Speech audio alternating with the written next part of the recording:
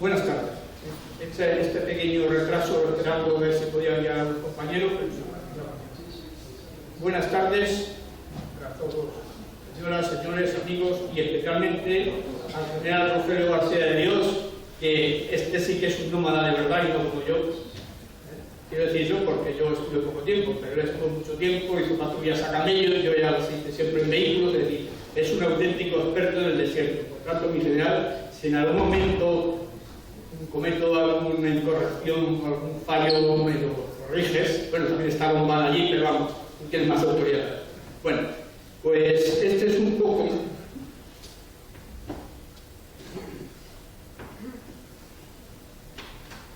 Este es un poco el guión que voy a seguir. Unas advertencias previas y antecedentes y luego desarrollos. Las advertencias previas siempre he de decir que en España siempre se dijo Sahara, pero los que estuvimos allí destinados nos acostumbramos a decir Sáhara, como llaman los nativos. Sin embargo, después de 40 años, cuando ya en el Sahara, en el antiguo Sahara español, no ondea ni la bandera de España, ni la bandera de los saharauis que ellos soñaron de un Sahara independiente, pues me esfuerzo a volver a decir Sahara, aunque algunas veces tanto al hablar como al escribir, pues se me escape Sahara. Pero esta es la razón por la que digo Sahara y escribo Sahara, porque ahora ya, repito, ya no es... Aquello ha pasado. No voy a entrar en antecedentes, es decir, el Rambla, el proyecto de estatuto para el Sáhara, que luego lo veremos, para el Sahara, y luego que esto fue lo que puso a Marruecos automáticamente en guardia. Tampoco voy a entrar en la creación del Polisario, ni en el intento de neutralizarlo de España con el PUNS, etcétera, etcétera. Lo que me voy a centrar es en el desenlace, porque todo esto serían, digamos, las circunstancias previas que dieron lugar a la crisis o al conflicto del Sahara. Pero yo me voy a centrar en el desenlace, el cómo y por qué abandonamos el territorio. Y de quién es, en mi criterio, la responsabilidad, que tiene la responsabilidad ante el pueblo español, ante el pueblo saharaui y ante la historia española. Se cumplen ahora 40 años de dos hechos trascendentales en la historia de España: la muerte de Franco y el abandono del Sahara. Voy a decir Sáhara, porque veo que en los ensayos muy bien, pero aquí no. Entonces, están ambas cosas íntimamente ligadas, como vamos a ver como ya el general Coloma en la conferencia que dio ya habló bastante de un poco los antecedentes históricos, pues simplemente decir brevemente, recordando aquello, que el interés de España por la costa del Sáhara empieza ya en tiempos del cardenal Cisneros, siguiendo las directrices de Isabel la Católica, para orientada también para salvaguarda de las Canarias. Estamos hablando de nada menos que del siglo XVI. Luego, ya a finales del siglo XIX, surge la eclosión de toda Europa por la obsesión por colonizar, lo poco que quedaba sin colonizar, especialmente en África. Entonces, hay un reparto colonial, según los acuerdos de 1881, 1884 y 1886. Y luego, finalmente, los tratados de 1900, 1902, 1904, 1912 y, finalmente, el internacional de 1920.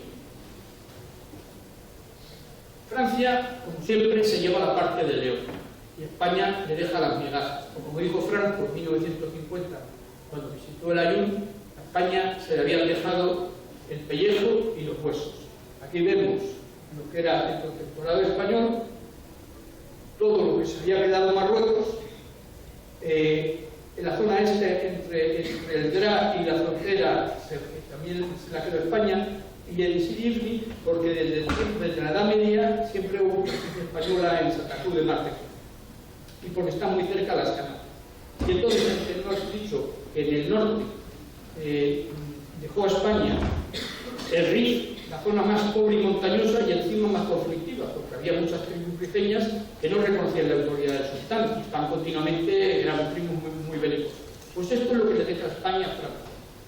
Y en el sur, pues le deja el Sahara, que es un terreno totalmente improductivo y de un clima muy extremo. Pero es que incluso, digamos que aparte de este reparto absolutamente leonino, en el cual nos dejan lo peor, encima tuvieron las narices de modificar el Tratado de la Frontera para que las minas de Figueras quedasen en poder de Francia. Yo me acuerdo de los soldados saharauis que no habían visto nunca un mapa, bueno, habían visto los nuestros, decían que cuando fuese independiente iban a bajar la línea derecha, que no de eso metido ahí por ahí y nada, yo pensaba así, no hay que bajar la línea derecha, porque al la frontera los franceses tuvieron buen cuidado de hacer ese trance para que las minas quedaran en su territorio, digamos, en el territorio de Mauritania. Y un ferrocarril sacaba directamente la minera. Bueno, estos son unos mapas un poco para ver. Aquí vemos la proximidad que hay en lo que es ahora la unión de Marruecos y el Sahara, la proximidad que hay a Canarias, y el problema que yo supongo. Y esto sacado de internet, es simplemente impresionante lo que es el oro inhóspito, que es el Sahara, quitando algunas zonas en el norte que tienen vegetación, pues el resto es. Bueno, y ahora entramos ya en el tema de los fosfatos, que son el origen del problema. En 1947 se habían encontrado los primeros indicios de fosfatos, pero es en 1962 cuando ya se dan cuenta, o hay una primera prospección y se comprueba que la mina es riquísima. Creo recordar que tenía 180 kilómetros de larga y 80 de ancha, con una profundidad media sobre la superficie de a 4 y a 6 metros. Claro, tuvieron una riqueza enorme. En 1960 también la ONU había iniciado la descolonización de todos los territorios, y era la primera vez que había dicho que España tenía que descolonizar tanto el Sáhara como India. Pero en esa misma resolución de la ONU también se pedía a Inglaterra que descolonizara Gibraltar, y hasta ahora no le han hecho nada.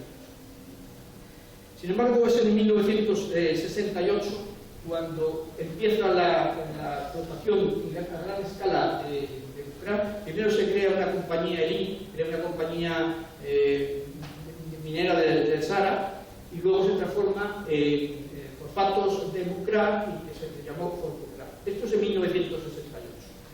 En 1968, España, haciendo un esfuerzo económico tremendo, construye la mayor cinta transportadora del mundo, 100 kilómetros, desde la mina, que era a cielo abierto evidentemente, hasta el embarcadero de Mineral.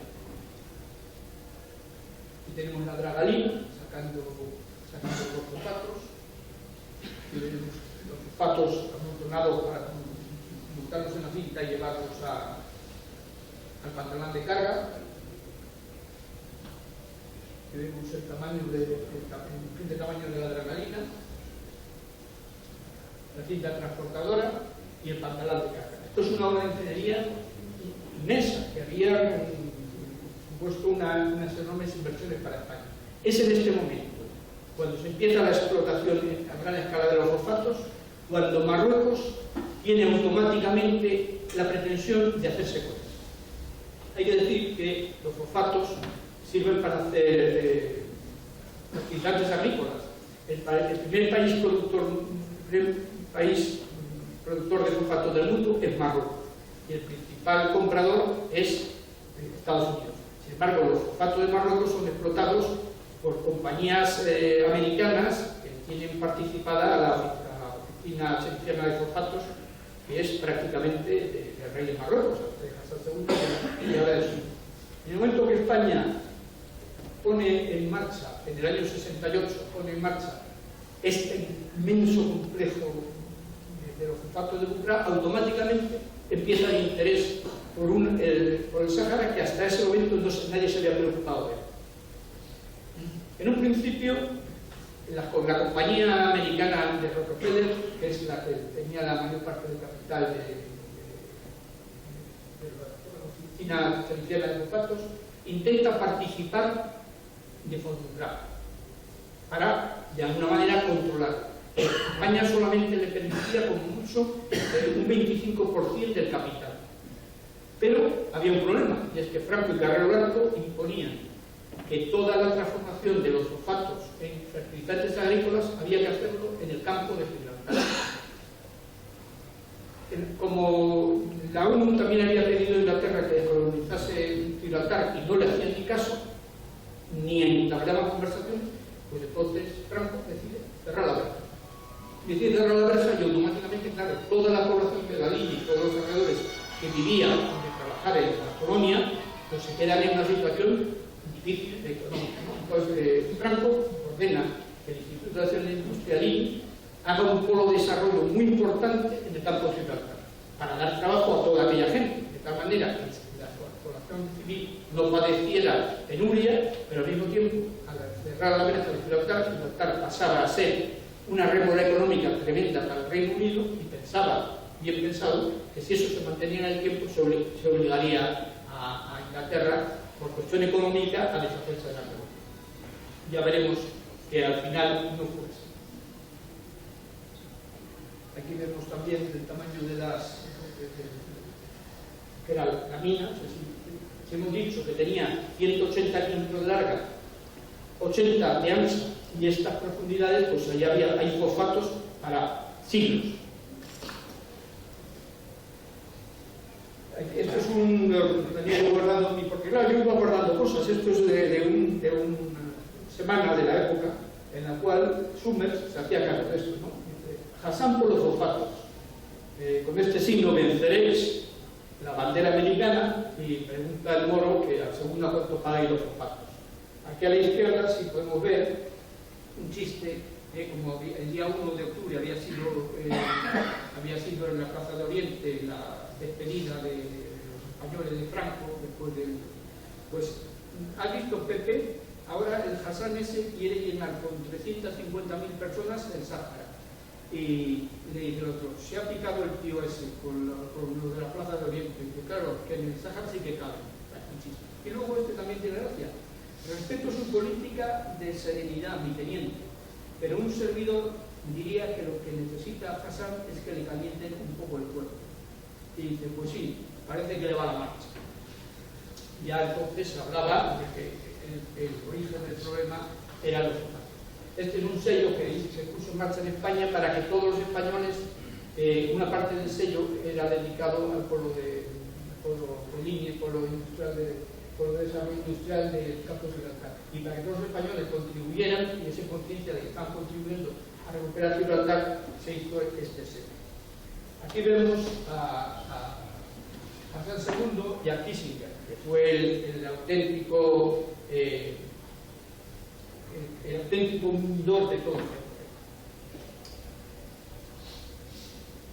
Hemos visto, ya acabo de decir, que el problema está que en el mismo momento en que Estados Unidos, cuando se exige, el gobierno español exige que toda la transformación de fosfatos sea en el campo de Gibraltar y no se exporten en bruto como quería Estados Unidos, automáticamente se genera un problema más, y es que como la razón de esto era precisamente el poder mantener la verja de Gibraltar cerrada todo el tiempo que hiciese falta, automáticamente entra un nuevo elemento de discordia, que es el Reino Unido. El Reino Unido en ese momento también siempre se pone de parte de Estados Unidos, pero ahí tenía otro motor.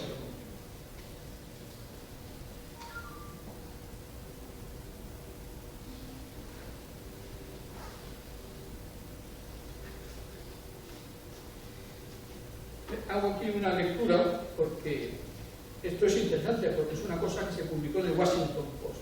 El Washington Post del 3 de abril de 1983 publicó, el Washington Post, ¿no?, que en 1975 el entonces secretario de Estado Henry Kissinger, hombre ligado a la trilateral y a la banca judía, forzó la retirada de España del territorio del Sahara en condiciones y bajo formas penosas, y que el acuerdo de Madrid para su entrega a Marruecos fue negociado por el subdirector de la CIA, Bernard Walters, el cual lo reconoce en su libro Silent Mission, Misiones Silenciosas. Y cabría añadir que Henry Kissinger siempre estuvo relacionado con el Centro de Estudios y Proyectos de la Fundación Rockefeller. Repito que la primera que he leído está en el Washington Post del 3 de abril de 1983.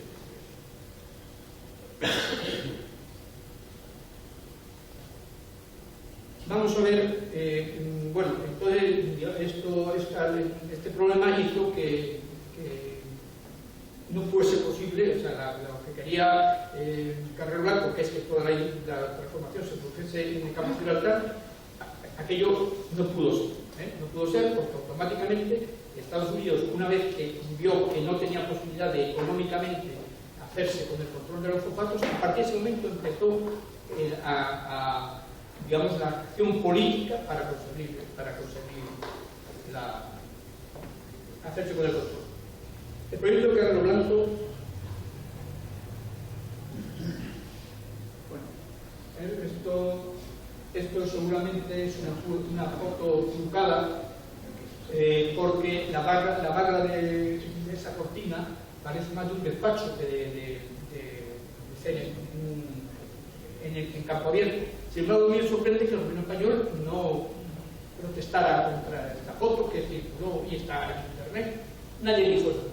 Con lo cual, me temo que esto fue real, fue en un sitio privado y los servicios de inteligencia de Marruecos lo trataron y lo dejaron caer para que la gente se olvidara. Y vemos, Franco ya había dicho, en el año 67 había dicho que el sultán nunca se quedaría, por más que se le diese, siempre querría más. Y por eso se lo hizo frente, ¿no? Y aquí vemos que no solamente en el Gran Magreb no solamente tienen a las Canarias, y por supuesto a Ceuta, Melilla y los Peñones, sino que tienen media España. Y además, llegado el caso, si se le diese, querrían hasta Comadora. Todo es así. Entonces, esta foto yo la verdad es que no explico cómo no.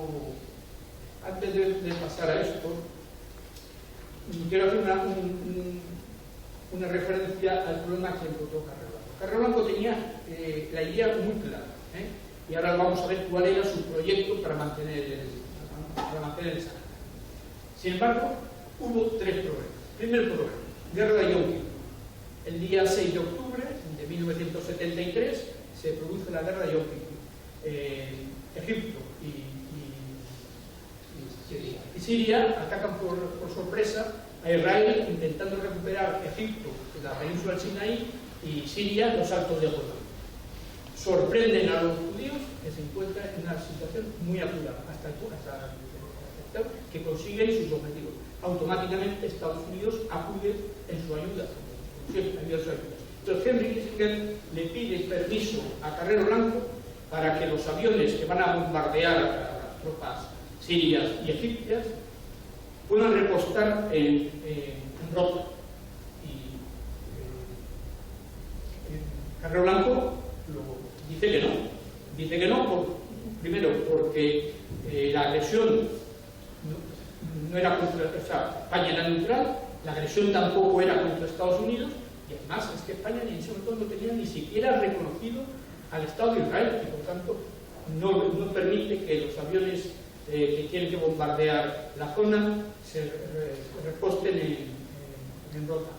Y tienen que repostar en vuelos sobre el estrecho de Gibraltar con los aviones nodrizas que despegan de la base. Pero claro, todo lo que es reposición de misiles y bombas, eso no se puede hacer en vuelo, tienen que tomar tierra. Esto crea un problema logístico enorme a Estados Unidos, que Estados Unidos y los lobbies judíos no le perdonan. Es así que 75 días después es el magnicidio de Carrero Blanco.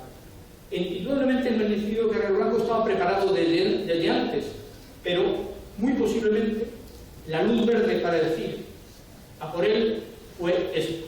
Pero que había habido más roces con Kissinger o Carrero Blanco. El otro roce era que Carrero Blanco se negaba a firmar el tratado de no proliferación nuclear. Se negaba a firmarlo por una razón muy sencilla, y era que Marruecos no lo había firmado.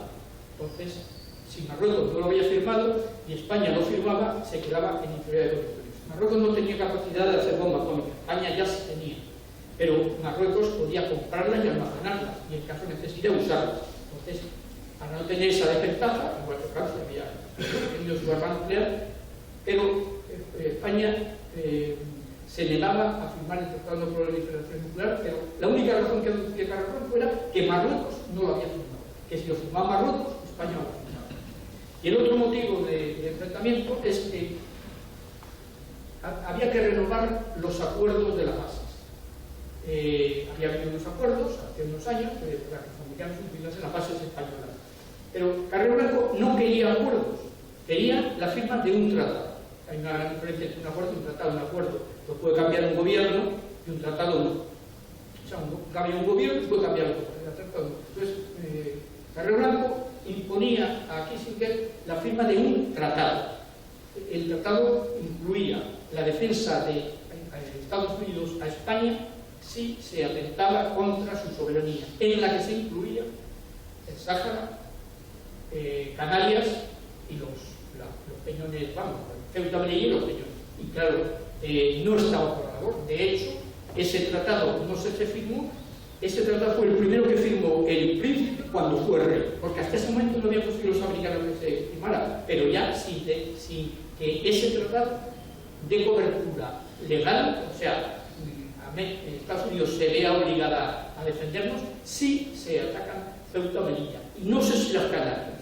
Esto es muy importante. Bueno, pues digamos que estas tres cosas, el no permitir el despliegue de aviones en Yom Kippur, la guerra de Yom Kippur, el no firmar el Tratado de No Proliferación Nuclear y el negarse a firmar, a renovar los acuerdos, sino que quería un tratado, pues fueron suficientes para que alguien dijese: este hombre estorba.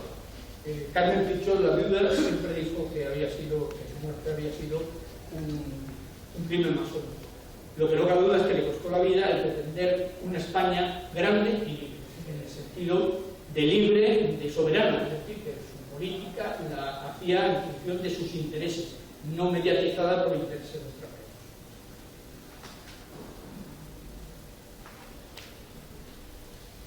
Vamos a ver la idea que tenía Carrero Blanco sobre lo que sería, la idea que tenía y que lógicamente cuando murió ya fracasó. Esto lo voy a leer porque lo ha escrito magníficamente un periodista, Juan Segura Palomares, en un libro que se llama El Sahara, razón de una sin razón, del año 1976. Este periodista es además reportero de guerra y estuvo en el conflicto allí y escribió un libro en el año 76 muy reciente, muy interesante. Entonces, lo voy a leer porque es que aquí está claramente la idea que tenía Carrero Blanco, que era la única posibilidad de haber mantenido el Sahara y que se fue todo al tacho cuando lo asesinaron. Qué casualidad que lo asesinaron. En el sueño del almirante Carrero Blanco, el territorio debía ser el punto de apoyo español para revalorizar el papel de las Canarias y cerrar la tenaza a retaguardia de Marruecos, con el fin de mantener con desahogo nuestros intereses en el estrecho de Gibraltar, Ceuta, Melilla, Chaparinas, Peñones de la Gomera y Ortega, a la par de constituir una cuña entre reinos iniciados, Argelia y Mauritania, capaz de concederle a España el papel de árbitro en aquel estratégico plan. El almirante y sus colaboradores habían trazado un plan bastante coherente, según el cual era cuestión de madurar el sentimiento nacionalista saharaui, prácticamente inexistente entre aquellas gentes dedicadas al nomadeo. Una vez maduro el sentimiento nacionalista saharaui, se procedería a la autodeterminación, que la ONU venía exigiendo desde 1962 y España había aceptado definitivamente en 1966, que lógicamente debería dar paso a la creación de un Estado independiente, defendido, dada la escasez de habitantes autóctonos, por el ejército español, que mantendría un par de bases en la zona. A cambio de esta protección, que también lo era para las Canarias, España y el nuevo Estado explotarían conjuntamente las riquezas del país, que, como había prometido solemnemente Franco, repercutirían primordialmente en el desarrollo de un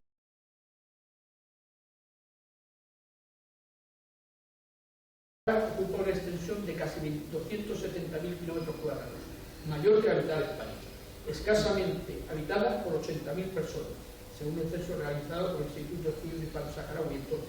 Ahora habrá más porque se ha metido un montón más registro. Resultaba evidente que no era posible, sin contar con la protección española, la independencia de tan enorme y deshabitada extensión, muy rica en minerales, pesca y aguas subterráneas.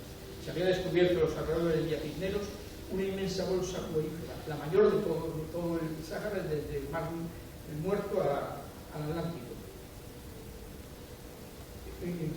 que hacía presumir la posibilidad de convertirlo en un vergel. tal y como había ocurrido en las zonas experimentales agrícolas cercanas a la capital del Río de los Aviaciones. Había demasiadas golosinas para que permanecieran impasibles los vecinos, muy pobres y con abundancia de gente, los dos de ellos, Marruecos y Argelia. Lo lógico era que en cuanto los saharauis se quedaran solos, cayeran sobre ellos para comerse el mundo. Y esto es exactamente lo que pasó. Imaginemos por un momento la inmensa bolsa acuífera de Villacisneros, sol a raudales y plásticos y todos los fosfatos produciendo fertilizantes agrícolas. Lo de Almería sería un juego de niños, porque claro, sol, terreno, fertilizantes, sería realmente bueno, pero no lo que voy. Dice Segura Palomares que claro, que lo lógico era que en cuanto los saharauis se quedaran solos, cayeran sobre ellos para comerse el mundo. Voy a hacer recordando, el día 16 de diciembre estaba yo en el ayuno. Habíamos ido de Nazarán a Villacisneros, luego habíamos subido a Chera, habíamos estado a Chera, yo ocupé el Meseller, el Meseller, que veis la foto, y el día 15 nos replegamos a Gallín. Ya habían sido los acuerdos de Madrid, estaba hablando del día 15 de diciembre, habían sido los acuerdos de Madrid y estaban ya los marroquíes dentro. Yo iba con mi sección de nomad, cerrando la retaguardia, y entramos por el cuartel de Siribuya y tenían los marroquíes barreada la pista con las dos semibarreras con piedras grandes. Y a todos los vehículos paraban para ver quién iba adentro y tal. Y cuando veían que adentro iba un oficial o un suboficial, el morro de turno saludaba. Yo iba a la tempola, iba viendo que paraban los vehículos, me quité la teresiana con esa estrella de teniente porque me daba rabia que el cabrón del morro aquel me saludara, sobre todo cuando parado allí para que el tío me controlara el coche y me saludara. Tenía dos ametralladoras 1270 apuntando allí y un cañón retroceso que tenían puesto un control a la entrada. Bueno, nada todo. Entonces el día 16 entré en una tienda en un bazar a comprar pilas para el tránsito y tenían puesta la radio, y la radio era una emisora argelina en perfecto castellano, decía, casi voy a repetir palabras textuales: militares españoles, ¿cómo vais a volver ahora a vuestras casas? ¿Vais a sentaros en una mesa llena de turrones y de dulces de Navidad? ¿Y vais a soportar la limpia mirada de vuestras mujeres y vuestros hijos que os echan en cara haber entregado al pueblo saharaui en manos de Marruecos? Aquello me ofendió, estoy yo en la tienda a hacer favor de o cambiar de emisora o apagar la radio. Yo no dije nada. Y cuando le estaba pagando las pilas, le dije: no era eso lo que quería, que nos fuéramos. Y sin levantar la mirada del mostrador, sí, pero no para que vinieran otros. A mí lo pensaba antes, o creías que si se iba a España no iba a entrar Marruecos. Pues ahora vamos a ver lo que os pasa, porque como se dice en España, no hay peor madera que comer cuña que la otra madera. Os vais a enterar ahora de lo que vale la pena.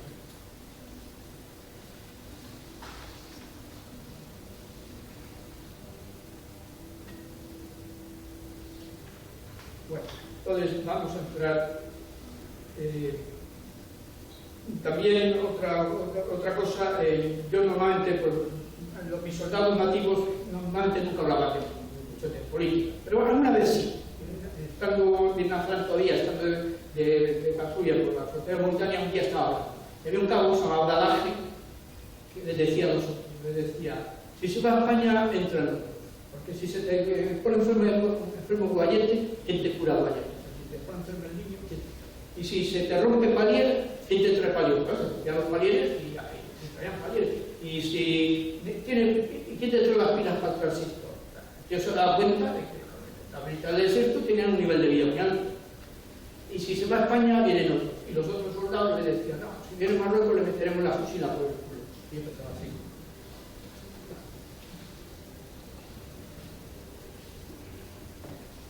Cabe preguntarse, si España no hubiera cedido a las presiones de Marruecos, ¿hubiera habido un enfrentamiento bélico? Yo creo que no, y luego lo vamos a ver, porque así mismo lo han reconocido ellos. ¿Por qué? Porque la superioridad militar en ese momento de España era evidente, era superior en tierra, infinitamente mayor en aviación y en marina. con lo cual hubiese sido una locura, como ellos mismos reconocían. Hay que tener además en cuenta que Marruecos, aparte de que su potencia militar era inferior, el punto de conflicto en la frontera con el Sáhara le quedaba lejísimo de su base logística, con una única vía de comunicación paralela a la costa, dificilísima, y además en un terreno muy descubierto, con lo cual España, con su prioridad aérea, nos pidió impensable que hubiese podido abastecer aquella costa, porque era muy vulnerable a la acción aérea. Bueno, es que vamos a ver, esto lo digo porque se ha escrito mucho que Franco declaró la guerra a Marruecos. Se escribe aquí en la Gaceta, tengo aquí todos los sitios donde viene. Sin embargo, no es cierto. Yo lo demuestro. ¿Por qué? Porque no podía declararse la guerra mientras no se consumara la invasión. Y la invasión no se consumó hasta el día 6. El día 6 ya Franco, ni físicamente ni legalmente, podía declarar la guerra, ni declarar la guerra ni decir que entrase. ¿Por qué? Pues porque ya había hecho la transmisión de las capturas del Estado al jefe de Estado de funciones, que era el príncipe. Por lo tanto, Franco no pudo declarar la guerra. Otra cosa es que hubiese dicho que si se produjera la invasión y violara la frontera, que se declarase.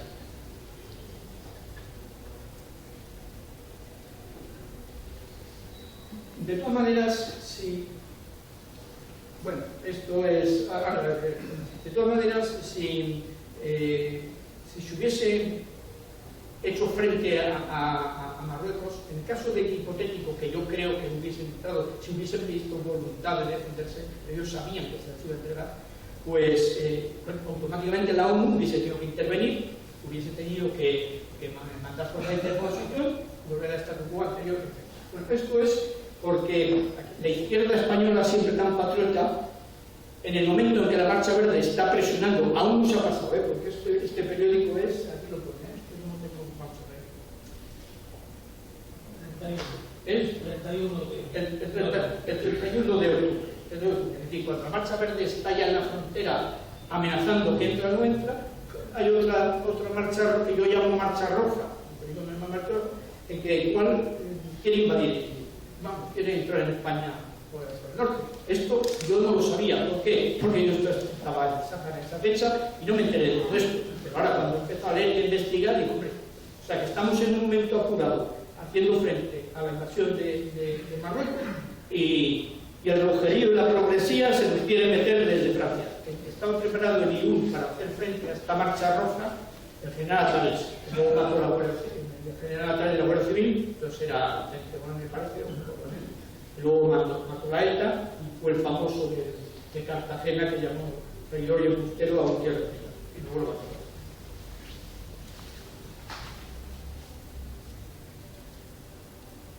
Franco había dicho que el sultán y su gobierno jamás piensan conceder nada a España, solo desean ocupar todos nuestros territorios de soberanía. Y tal vez nos pedirán luego Granada y los territorios que dominaron la península. Ya hemos visto con la foto de antes que estaba absolutamente en lo cierto. Repito, a mí esta foto me tiene muy como eso se ha permitido, posible y como en internet, los gobiernos no lo han defendido. Yo es que me temo que sí sucedió, de verdad, aunque repito que no hay. De todas maneras, de la misma manera que ya se había pactado, o sea, lo mismo que ya se había acordado a la muerte de Franco, la entrega del Sáhara, igual que el cambio de régimen.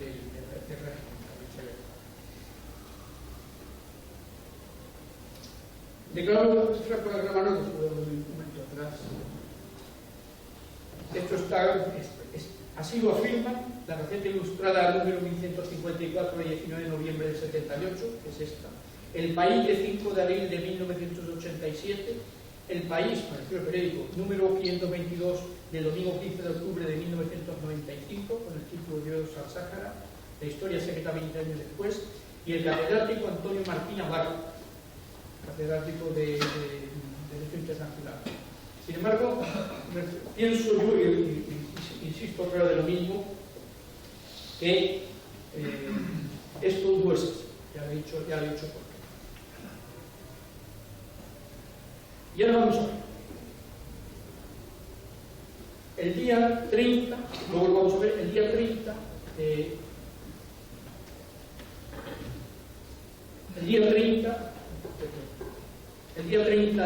octubre es el momento en el cual Franco cede los poderes de jefe de Estado al PRI. Esto es el día 30. Y él sabe que se muere. De hecho, el 18 ha firmado su mensaje póstumo donde dice: a llegar para mí la hora de rendir la vida ante el Altísimo. Desde el día 17, en el Consejo de Ministros al que asiste, que luego lo vamos a ver, él ya sabe que se muere. Entonces, el día 30, el príncipe asume las atribuciones de jefe del Estado en funciones.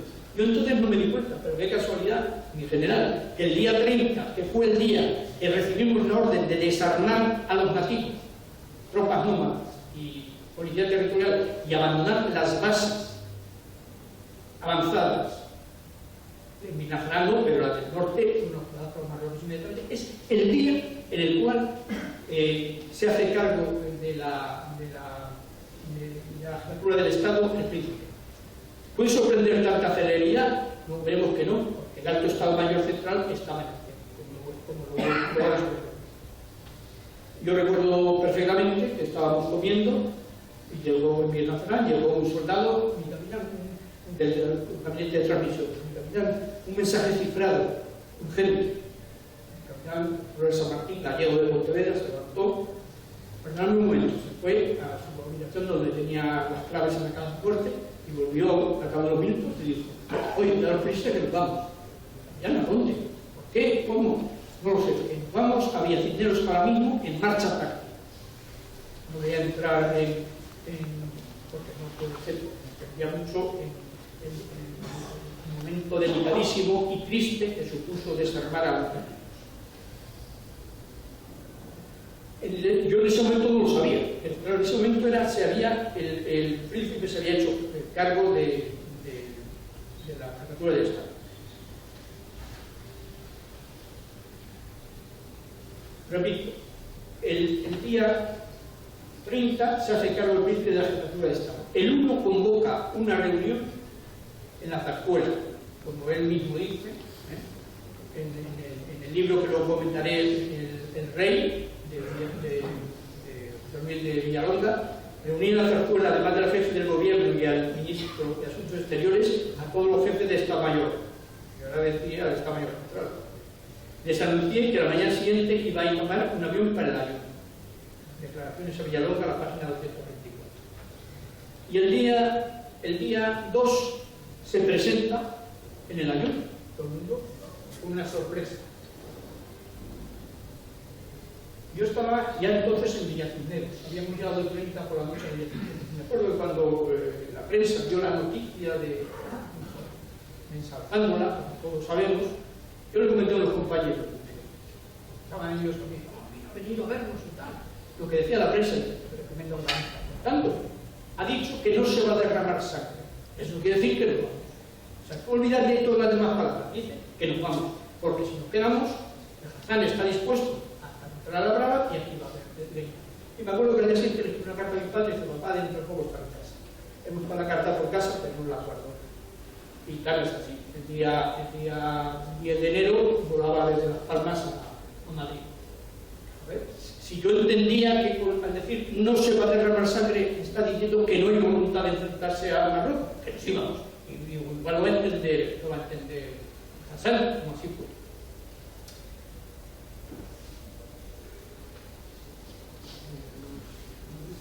Esto está recortado de la prensa. Vamos a ver. No sé si se puede leer. ¿Se puede leer? He venido para saludaros y vivir unas horas con vosotros. Conozco vuestro espíritu, vuestra disciplina y vuestra eficacia. Siento no poder estar más tiempo aquí con estas magníficas unidades, pero quería daros personalmente la seguridad de que se hará cuanto sea necesario para que nuestro ejército conserve intacto su prestigio y el honor.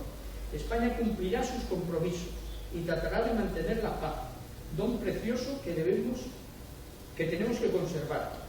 No se puede poner en peligro vida humana alguna cuando se ofrecen soluciones justas y desinteresadas y se busca por afán la cooperación y el entendimiento entre los pueblos. Deseamos proteger también los legítimos derechos de la población civil saharaui, ya que nuestra misión en el mundo y nuestra historia así lo exige. A todos un abrazo y un saludo con el mayor afecto. Ya que me siento el primer soldado de España. También, estas palabras lo dijo el día 2 de junio. También, según otras versiones, dijo: España no dará un paso atrás, cumplirá todos sus compromisos, respetará el derecho de los saharauis a ser libres. No dudéis que vuestro comandante en jefe estará aquí con todos vosotros en cuanto sea el primer disparo.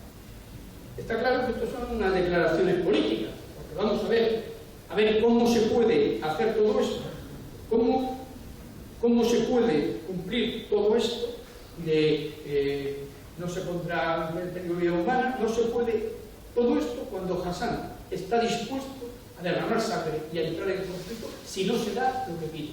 Si después de decir que cumpliremos nuestras obligaciones, todo lo que se dice aquí, en este texto, no sirve para nada si no estás dispuesto al empleo de la fuerza, o por lo menos la amenaza creíble de que la vas a emplear.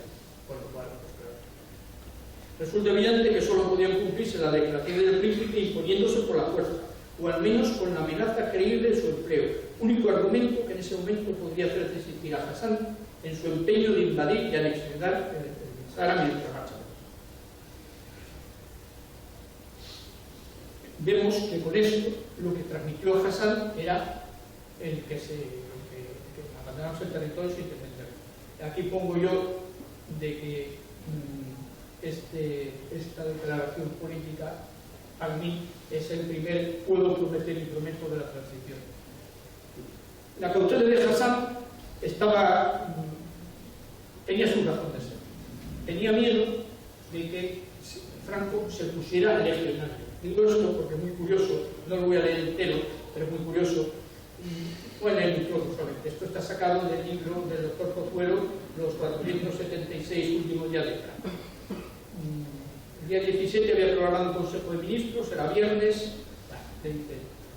Su Excelencia debe guardar reposo absoluto. Esto es el médico de Franco. Su Excelencia debe guardar reposo absoluto. No puede ir a presidir el Consejo de Ministros. Cualquier hombre de empresa obedecería a sus médicos. Respondió: pero yo no soy un hombre de empresa. Vitalaza le interrumpió: es que corremos un riesgo vital. ¿Eso qué quiere decir? Riesgo de vida, Excelencia. Riesgo de vida si se levanta. Intervino. Que el consejo se celebre en este dormitorio. Me cortó: no, es necesario que yo me siente en mi puesto. La enfermera propuso entonces una solución intermedia. Excelencia, le traigo una silla de ruedas y va en ella. Gracias, no, tráigame un traje. Colocamos un monitor tratando por ello de controlar primero. Excelencia, esto que lleva puesto es un monitor que nosotros estaremos vigilando en una pantalla de televisión, en una habitación contigua al salón de consejo. Si observamos una alteración importante, no tendremos más remedio que entrar. Esto sucederá si vemos signos de desfibrilación ventricular. Si esto ocurre, que Dios no lo quiera, entraremos con un desfibrilador. Le tenderemos y antes de 30 segundos procederemos a desfibrilar. Porque si no, se nos muere. Por toda respuesta digo sonriente: bien. Bueno, sigue, pero aquí lo curioso es que cuando iban ya para el Consejo de Ministros, apareció uno de los antiguos ayudantes de cámara y dijo: doctor, no va a pasar nada, se ha puesto legionario como el brunete. Por eso digo que Hassan tenía miedo que se pusiera.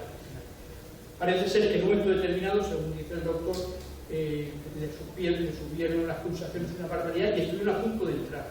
Probablemente en el momento que le estaban diciendo que la marcha verde se terminaba a la frontera, pero repito, no había entrado.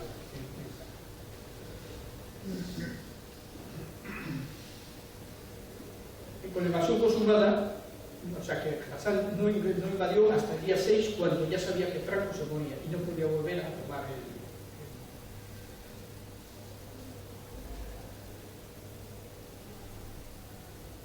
Bueno, las fuertes circunstancias que tuvo la entrada del Sahara pueden rastrearse en muy numerosa bibliografía que hay sobre el tema. Pero yo voy a aportar un testimonio inédito.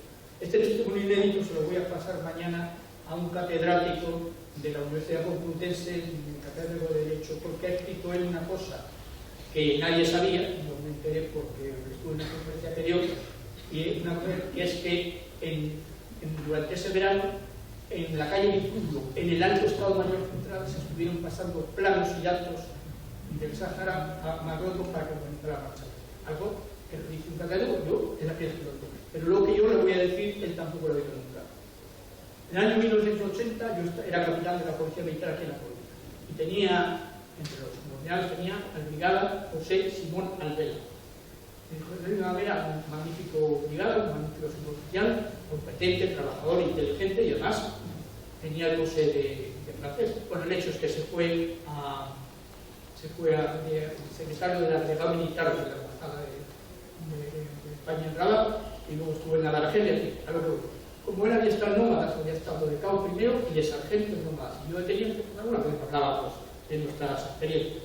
Y yo cuando le comenté mi idea de que el príncipe había ido a entregar el Sáhara, me hizo una confidencia, les digo, no me ellos. Es más, el 15 de agosto, porque le he perdido la pista a este hombre completamente, pero he intentado localizarlo. Me he enterado de que estaba controlado por la Subdelegación de Defensa en Madrid, y entonces el 15 de agosto le escribí una carta al Subdelegado de Defensa de Madrid, en la cual le adjuntaba una carta para José Simón Albela, para que se me hiciera llegar. En la carta le decía a José Simón Albela, que después de tantísimos años, quería volverme a poner en contacto con él, para que me confirmara lo que me dijo entonces, y si a ser posible me lo ampliara, con vistas a esta conferencia. Como no recibió contacto de Simón Albela, llamé a la Subdelegación de Defensa de Madrid, porque era un subdelegado, había recibido mi carta y la había remitido a la dirección que tenían este hombre, pero a lo mejor ha cambiado de dirección y no la comunica, y la carta no llegó. No se ha puesto en contacto conmigo, pero lo que voy. José Simón Albela, que había sido luego sargento en el campamento de Armas, llegó a ser secretario particular u hombre de confianza del coronel Domingo Bello del Valle, jefe de la agrupación de tropas.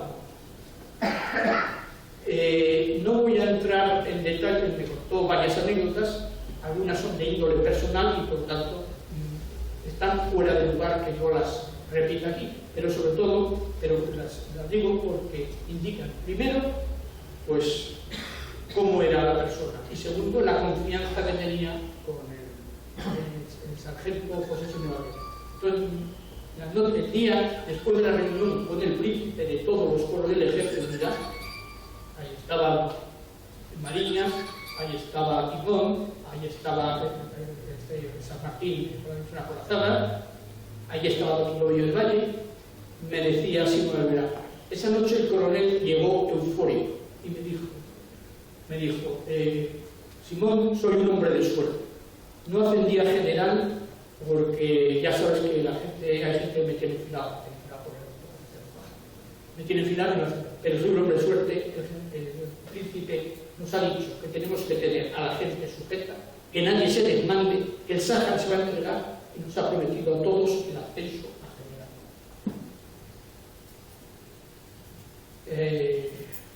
A mí me sorprende que en ese momento no hiciera referencia a decir, recordarles la definición de disciplina de Franco, nunca bien entendida ni no, simplemente les prometió una golosa recompensa.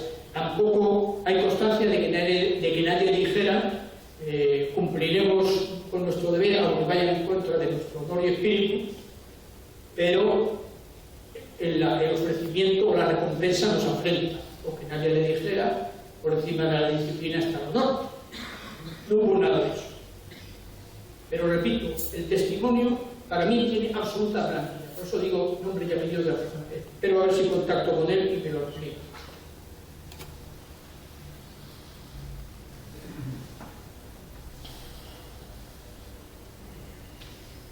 Todos aquellos coroneles ascendieron a general. Creo que incluso a teniente general, incluso Domingo Bello del Valle, ya tiene delito. Todos menos el coronel San Martín, que fue apartado del servicio por el golpe de timón, el fallido golpe de timón, que no golpe de Estado del 20 de febrero. El coronel San Martín mandaba la artillería autopropulsada, pero fue apartado del servicio a raíz del 20 de febrero. Incluso hubo, después de esa reunión, se impuso puso el fajín de general a un general que todavía no había ascendido. Aún no había salido publicada la guía del general, pero se le puso el fajín. Quede claro que seguramente todos tenían méritos sobrados y que posiblemente hubiera ascendido todos, excepto parece ser que según el propio criterio, el coronel de Nómadas, que dice que le había dicho a Simón que no iba a ascender. Pero se les ofreció una golosa recompensa a cambio de su pasividad ante la afrenta de Marruecos.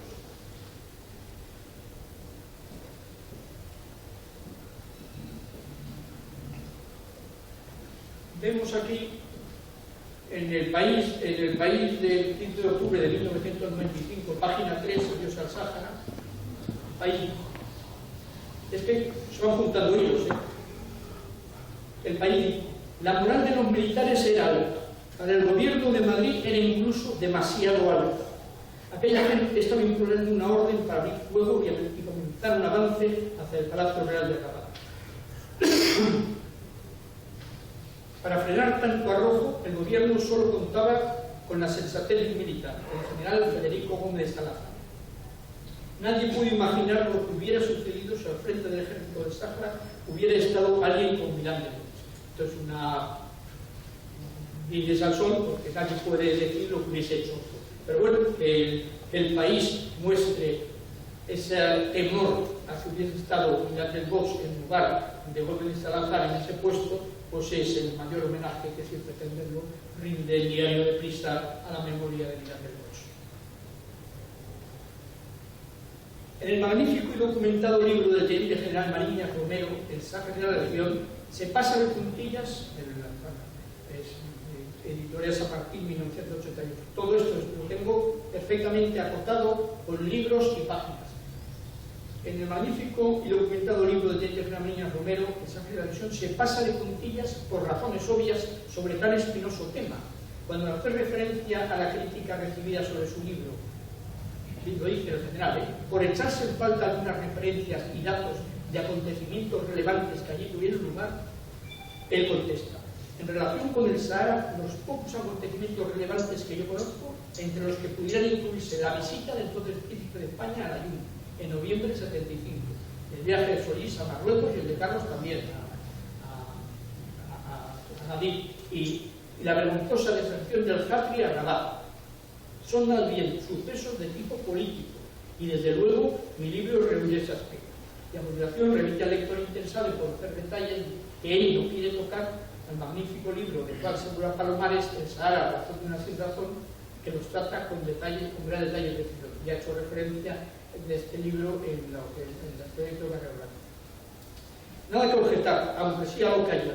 La deserción del Jafri se produce el día 5 de noviembre.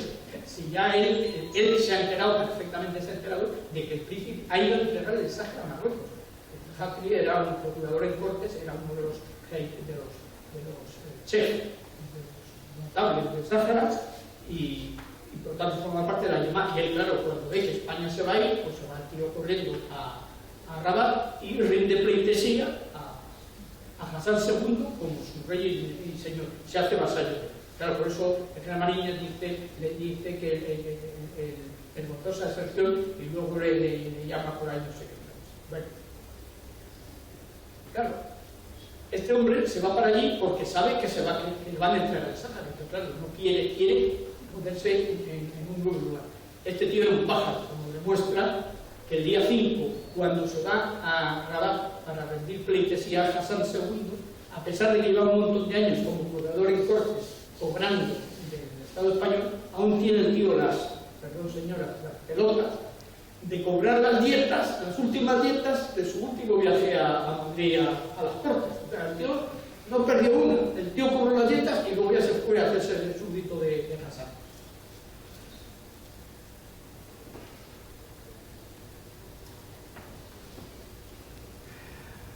Esto es otro tema muy delicado. Pero bueno, la voz de Galicia del día... Es que claro, no voy a perder porque tengo ahí la voz de Galicia. Del 6 de noviembre de 1975. En enero de ese año, don Juan Padre había estado en Rabat. Había sido recibido con honores de jefe del Estado. Y en otro sitio, que no digo porque es que no sé dónde lo he leído, Hassan le había regalado una mansión. Nos olvidamos de eso porque no sé dónde lo he leído, pero esto está escrito y publicado. Había estado en Rabat, recibido con honores de jefe del Estado. Y Hassan le había hecho una propuesta al Sáhara, que es exactamente los acuerdos de Madrid. Don Juan Carlos celebró una conversación con Hassan en el mes de enero. Después envió un completo informe al príncipe de España. Y ahí, si se puede leer, vamos, se puede leer perfectamente, yo aquí lo puedo leer, que no me voy a extender. Le ofrece Hassan, a cambio de que entregue el Sáhara, una serie de acuerdos, que son los acuerdos de Madrid. Luego, como dice Segura Calamares, de lo tratado de un pescado, de lo de un pescado, no han incumplido nada, ni de lucrar, ni de pesca. Le había dicho que durante 2 generaciones no volvería a reivindicar de Melilla, acuerdos pesqueros, explotación de fosfatos a medias, todo mentiras, no cumplió absolutamente nada. Pero esta es la oferta que le hace a Don Juan traslada a su hijo, y esas luego son los acuerdos de Madrid.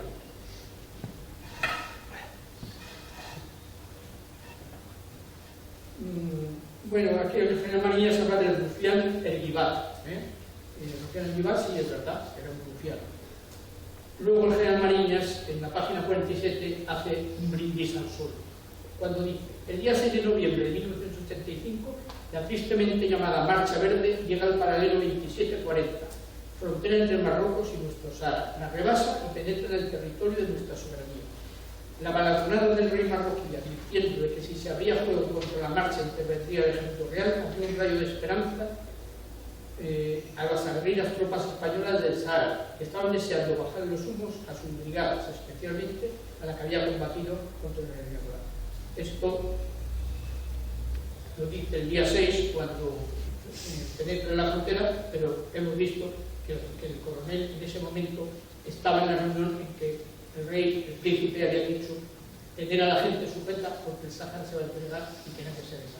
Con lo cual ya esto es una elucubración.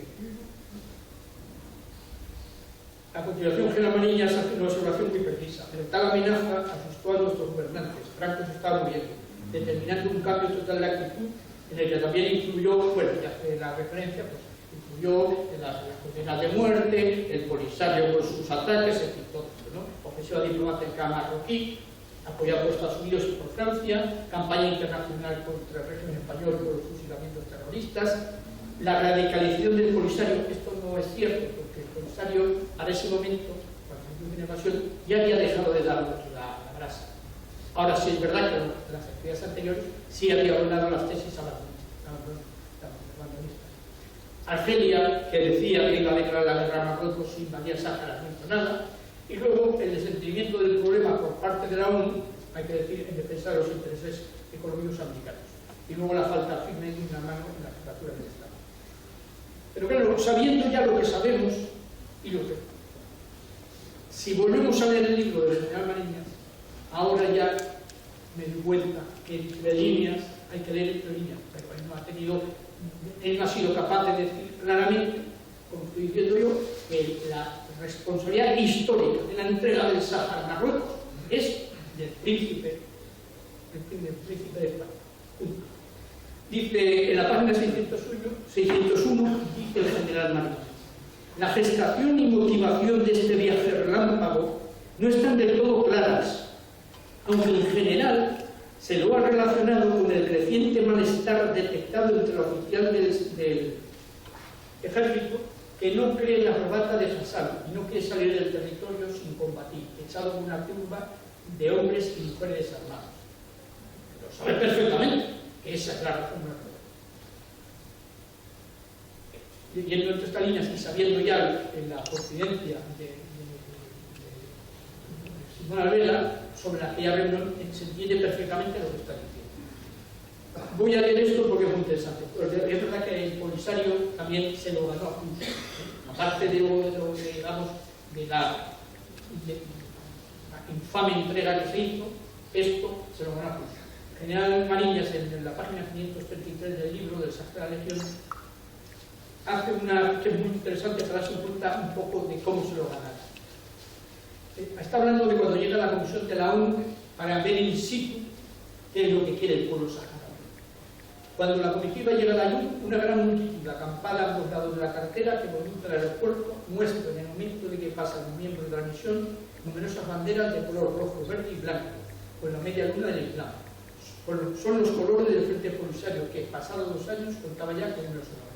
Y prosigue. Poco después de la luz y ante los ojos atónitos de las autoridades españolas se produce el escándalo. Una manifestación gigantesca con cientos de banderas del Polisario pidiendo la independencia y gritando como en eslogans contra España y exigiendo, como medida previa al referéndum, la marcha de todos los funcionarios civiles y desde luego del ejército. Una verdadera orgía contra la nación protectora y un grito unánime, fuera España. Llevábamos 90 años dándoles todo lo que podíamos. Habíamos hecho una obra ingente, carreteras asfaltadas, pistas, 2 puertos que se encontraban entre los mejores de toda la costa atlántica, el Ayun y Villacineros, aeropuertos internacionales, pozos, prospecciones de aguas subterráneas, con un éxito sin precedentes en todo el inmenso Sáhara, desde el Atlántico al Mar Rojo, hospitales, clínicas, ambulatorios, medios de evacuación terrestres y aéreos, centros de enseñanza, becas, facilidades de estudio fuera del territorio, viviendas, créditos para la compra de vehículos, etcétera, etcétera, sin sacarle a la cama. Y cuando poníamos a un pueblo a un paso de su autodeterminación y con la posibilidad de que pudieran en su día alcanzar una renta per cápita que les convirtiese en un nuevo Kuwait, gracias al formidable esfuerzo que se había logrado con la explotación del fosfato de Zaldújar, nos insultaban y nos acusaban, dando muestras ante el mundo de un desprecio total hacia España y los españoles. Para el ejército, sobre todo, que se encontraba desplegado en la frontera marroquí sufriendo mil peligros, penalidades y privaciones para defender a los saharauis e impedir una invasión de los vecinos del norte y su consiguiente anexión, aquello era un grito y un desagradecimiento jamás conocido. Aquello los condujo a su terrible desesperación y expoliación. Esto viene al cuento porque se pone muy de moda, ¿no? Porque lo que hicimos a los pobres saharauis. Podemos estar avergonzados de lo que hicimos, pero lo que no nos puede echar en cara eso son los saharauis. Se nos darán a nosotros. Y ahora viene, para los que estén un poco asustados porque estoy señalando sin ningún recato las responsabilidades, ahora viene lo más grave que se puede leer. Está sacado del libro El Rey de José Luis de Villalonga. Este libro, esto es la portada de atrás. El libro se llama El Rey de José Luis de Villalonga y es el libro se llama Perfil Biográfico Autorizado. Hay que decir que Ricardo de la Cierva, un historiador serio, se escandalizó de que le hubiese dado la exclusiva a este cantamañana. Este cantamañana, José Luis de Villalonga, grande de España, cabrón gorritas en el lomo. Sí, este ha dicho en televisión, en un programa que yo he visto, pero no anoté cuál, que con 16 añitos en San Sebastián se ofrecía voluntario para formar parte de los pelotones de ejecución, de fusilamiento. Por supuesto, para fusilar separatistas y rojos, con 16 años. Pero no se iba al frente, como otros muchos de su edad. Curiosamente, la misma afición que tenía otro gran amigo, Carrillo, que también estaba en retaguardia, cepillándose gente indemne, pero no se iba al frente a punto. Pues sí, este libro, aquí en este libro he sacado las cosas más tremendas, y ahora lo vamos a ver.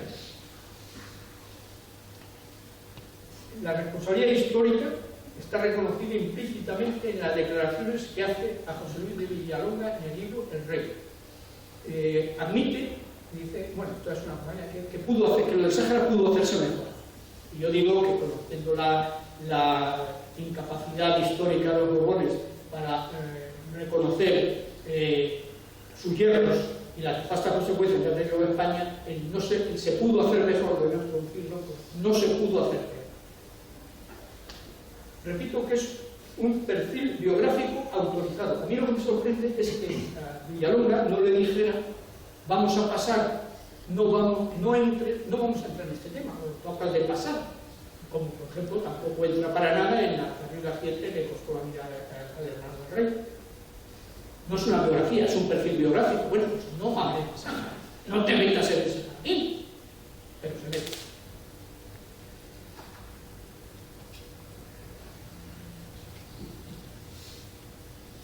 Vamos a hacer un somero repaso de las declaraciones del monarca en lo relativo a la entrega de Sáhara a Marruecos. Repito, el que quiera que se compre el libro, si no se ofrece el retorno a casa.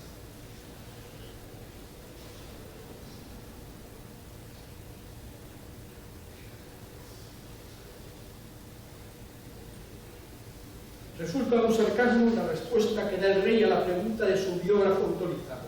Cuando Hassan II decidió poner en movimiento la Marcha Verde, ¿estaba él al corriente de la enfermedad de Franco, señor? Y la respuesta, no digo alucinante porque está mi amigo Bruno aquí y luego me he hecho real. Seguramente debía sospechar algo, pero no creo que supiera que Franco agonizaba. No creo que pudiera decirse que Hassan se aprovechó de esta circunstancia. Yo que era un puñetero teniente, mitad del desierto, tenía un transistor, y oía los partes médicos y sabía que Franco se estaba muriendo. Pero Hassan, con su servicio de información, su agregado militar en la embajada y tal, no sabía. No creo que pueda decirse que Hassan se aprovechó de la circunstancia. El rey también admite implícitamente que Franco no hubiera entregado con igual docilidad el Sáhara a Marruecos, que hubiera hecho cumplir las resoluciones de la ONU, de la única forma posible en la situación creada, haciendo que el ejército cumpliera su obligación, defendiendo con las armas el territorio cuya defensa tenía encomendada, pero sin enrocarse en una guerra colonial. Y así, a la pregunta de Villagonza, ¿qué pensáis que hubiera hecho Franco de no estar enfermo? Responde, no me gusta hacer hipótesis sobre lo que otro hubiera hecho en mi lugar. No puedo estar seguro, pero creo que si Franco hubiera estado en mi lugar, hubiese jugado fuerte, pero sin empecinarse en una guerra colonial. La cosa era muy sencilla. En un momento en que la Marcha Verde invade el Sáhara, automáticamente las guarniciones de Ceuta y Melilla tienen que meterse con declaración de guerra o sin declaración de guerra, lanzarse en dirección sur, ocupar los puestos que puedan más dentro de Marruecos y fortificarse. Al mismo tiempo contraatacar las fuerzas del Sáhara y luego desembarcar en la costa, que ya lo veremos luego, con lo cual corta la guerra. Se perdió una ocasión de oro de haberle quitado el loco a Marruecos en unos momentos en que eran muchísimo más fuertes que ahora. Las cosas han cambiado, porque nosotros hemos reducido muchísimo nuestro ejército y ellos, en cambio, como los comisarios, lo tienen mucho más fuerte y fogueado. Era el momento de haberlos tenido tranquilos 2 generaciones. Luego ya lo comentaré luego. Yo recuerdo a mi capitán que comentó que cuando estábamos ya estuvimos ya en el Atún antes de bajar Villa Cindero para embarcar y volver para España, cuando ya estaban los marroquíes en el parador, pues allí hubo otra presentación, ¿no? Se sabe que intentaban poner una bomba y tal, pero bueno. Entonces, un oficial marroquí le dijo a un oficial español que había sido compañero suyo en la Academia General Militar, y este compañero, este español se lo dijo a mi capitán, porque soy de capitán, que el peor momento que habían pasado más miedo había sido cuando el ejército de Armada, cuando la flota había llegado a Canarias, porque pensaron que iban a desembarcar y les iban a cortar. Hay una sola carretera que va paralela a la costa. Si desembarca la infantería marina y corta la carretera, se queda la Marcha Verde y las fuerzas que nos acompañan totalmente copadas y hay que alimentarlas para que no se mueran. Esa es haber jugado fuera. Entonces, repito, hubiese sido entrar de Ceuta y Melilla, penetrar lo más posible, fortificarse, quedarse en el territorio, contraatacar desde el sur y desembarcar en la costa, copando a la Marcha Verde y el ejército. Y después, entonces, algo que exigir, la ONU se hubiese visto obligada a involucrarse. Hubiese tenido que mandar fuerzas de interposición, España abandona lo ocupado y vuelve al statu quo anterior, y aquí no ha pasado.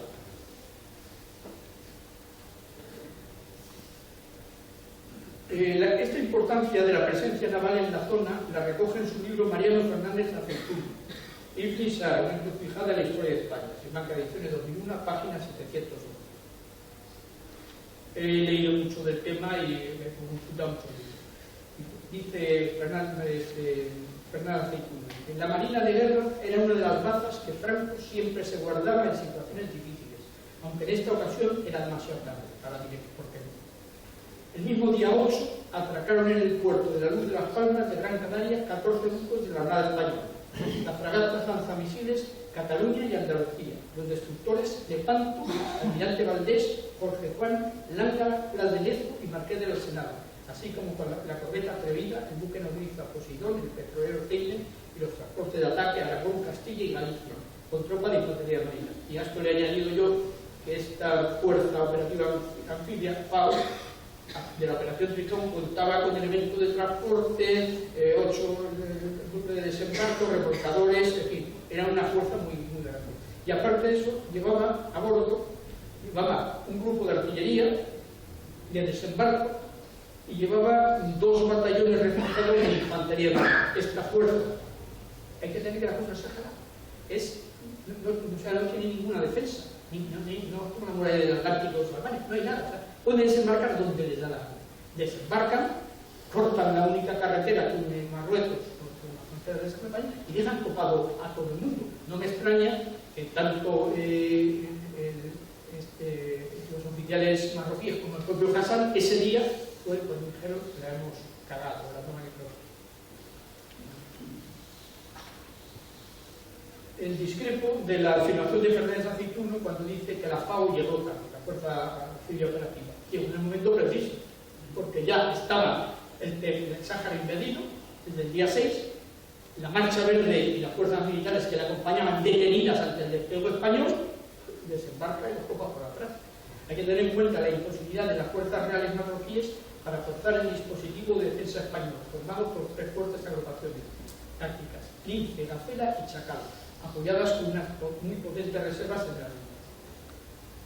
Además, en la única verdadera dirección de ataque que permitía a Marruecos su precaria logística y por tanto el que el mando español había considerado como la hipótesis más probable, el terreno en combinación con el despliegue constituía una barrera infranqueable, como identificarla con esto, sería interesante tener una cosa que tengo que investigar o que había que investigar es, porque claro, una fuerza tan grande como esta fuerza operativa, no se crea de la noche a la mañana. Los barcos tienen que reunirse en un punto, salir de su punto, tienen que habituallar, tienen que cargar munición, carburante, tienen que trasladarse desde ahí a Canarias. ¿Cuándo se dio la orden de que esa fuerza naval fuese para Canarias? Evidentemente cuando Franco todavía estaba operativo. Entonces sería muy interesante saber en qué momento y qué orden llevaba el contraalmirante Gómez Pablos, qué orden llevaba con esa flota, o incluso la idea de maniobra. Y luego cuánto tiempo tardaría. Pero repito, si el día 8 llega hasta Canarias, y tenemos en cuenta lo que han tardado en formarse, y acudiendo de diferentes pasos, unas estarían en Ferrol, otras estarían en Cartagena, en Cádiz, se tienen que concentrar, tienen que pertrecharse e irse a Canarias. Es decir, que hacía tiempo, las disposiciones del gobierno español era de hacer frente a Hassan. Pero volvamos a las declaraciones que hace el rey a Villalonga. Desde que Franco cayó enfermo, había en España un innegable vacío de poder. Nadie se atrevía a moverse, nadie se atrevía a actuar, ni a tomar la menor decisión. Reunir por los puntos de la zarzuela, además del jefe de gobierno y al ministro de Asuntos Exteriores, a todos los jefes de Estado Mayor del Ejército. Les anuncié que la mañana siguiente iría a tomar un avión para ir a Layún. En cuanto llegué a Layún, arengué a las tropas, explicándoles que no se trataba en absoluto de abandonar nuestras posiciones precipitadamente, pero que por otra parte no podíamos disparar sobre esa multitud de gente que avanzaba hacia nosotros con las manos desnudas, y que por lo tanto íbamos a negociar una retirada en condiciones perfectamente honorables. Bueno, ya hemos visto en qué consistió la guerra.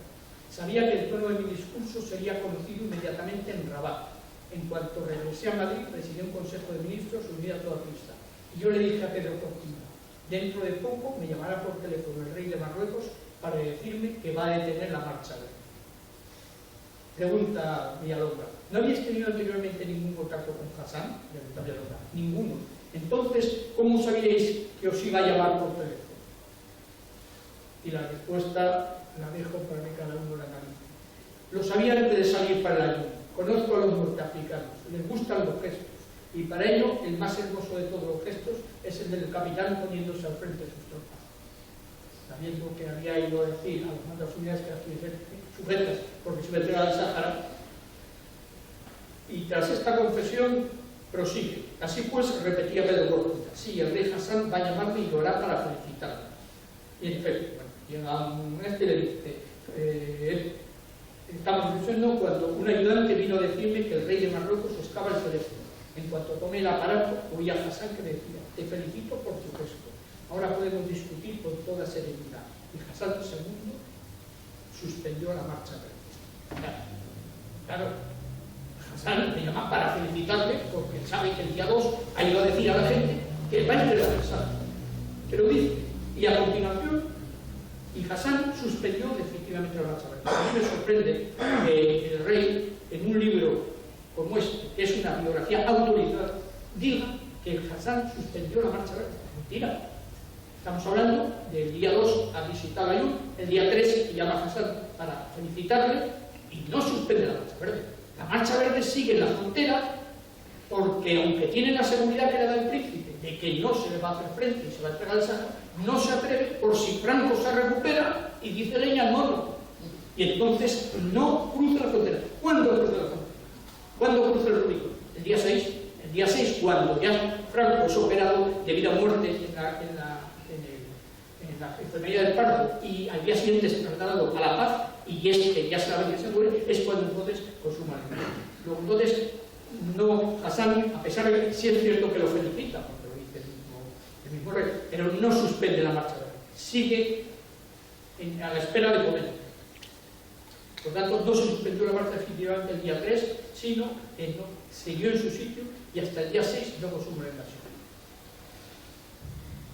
Resulta evidente que Hassan tenía certeza que Juan Carlos le entregaría el Sáhara, como también estaba seguro que Franco no lo hubiera permitido, y por tanto tenía miedo a que se recuperara.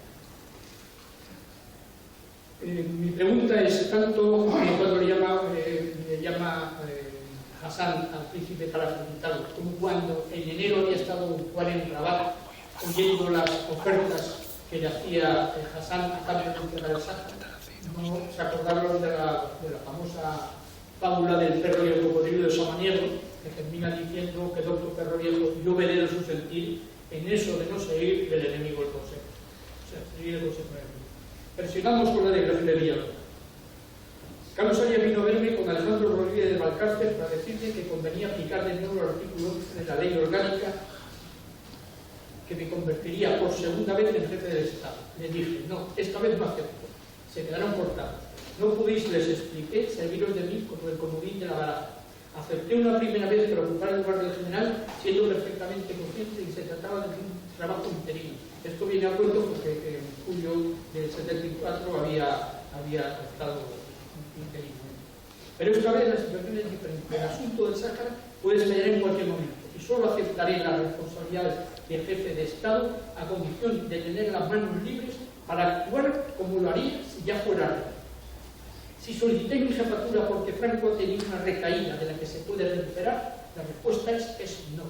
Aceptaré por segunda vez jefe del Estado, no aceptaré por segunda vez ser jefe del Estado, salvo si los médicos que atiendan al general me dicen que incluso si puede durar 2 o 3 meses más, la gravedad de la enfermedad es irreversible. Sus médicos me dijeron que no tenía ninguna posibilidad de sobrevivir, que quizá podía prolongar su existencia 2 o 3 meses más, pero que la gravedad de la enfermedad era irreversible. Entonces llamé a Carlos Arias y le dije que podía preparar el decreto de mi nombramiento como jefe de Estado. El doctor Pozuelo no lo dice así, y yo me lo creo más. Franco pregunta qué pasa, qué tiene. Ha padecido usted un infarto de miocardio y además una complicación intestinal grave. Durante unos segundos Franco se quedó en silencio, después emocionadamente afirmó con energía: artículo que se aplique el artículo. Franco dejaba de ser jefe del Estado y en ese momento el 30 el príncipe pasaba a ser el jefe de Estado en funciones, pero con todas las funciones de jefe del Estado, de la guerra, jefe de las Fuerzas Armadas. Lo que sí está claro es la reticencia del rey a asumir la jefatura del Estado sin una de manera definitiva, pues sin duda ya tenía tomada su decisión de entregar el Sáhara y no quería que la recuperación de Franco, con la asunción nuevamente de la responsabilidad de jefatura de Estado, le enmendara la plana, ordenando hacer frente a la marcha verde y dejándolo en el equilibrio. Por eso condiciona la asunción de los poderes del jefe de Estado para poder actuar como si ya fuera rey. Solo quería aceptar si los médicos que atendían al general decían que aunque pudiera durar 2 o 3 meses más, la enfermedad era irreversible.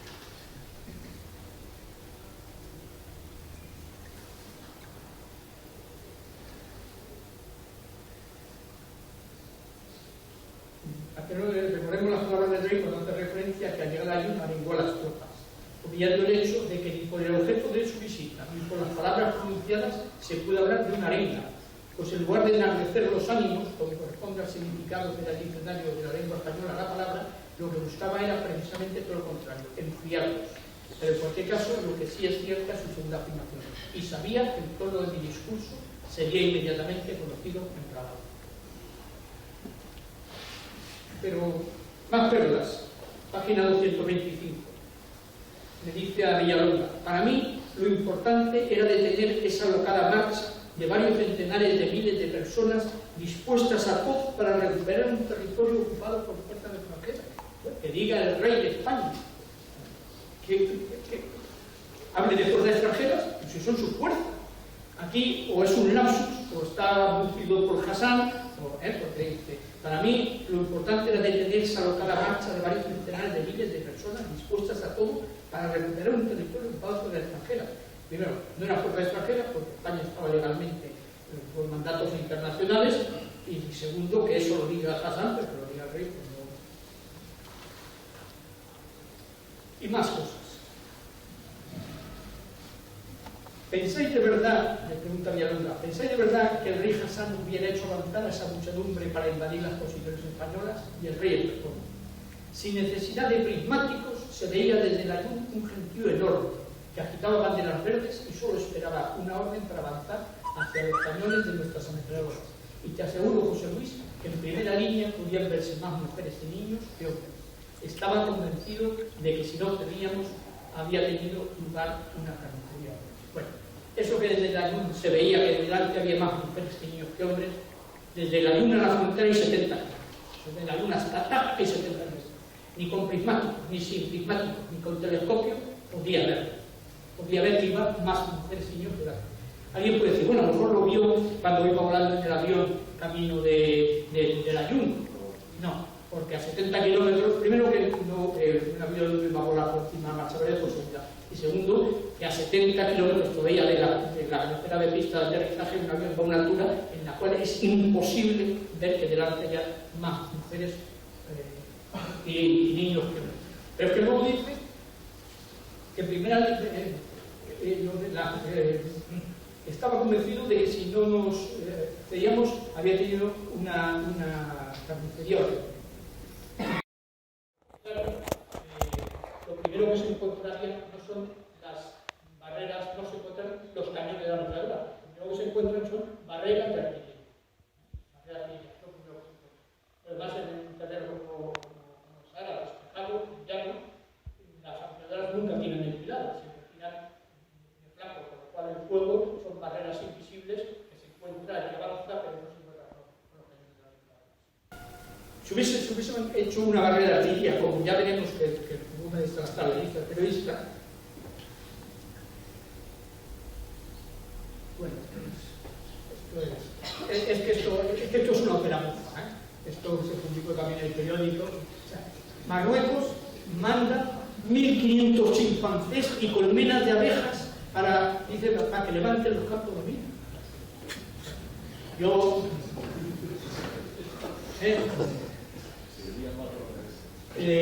claro, no es de extrañar la vista de esto, no es de extrañar. Luego, años después, recogía la prensa española y marroquí, cuando iba el príncipe heredero, hoy Mohamed VI, a España, que Hassan II le encarecía a su hijo, al príncipe heredero, que saludase muy afectuosamente al primo.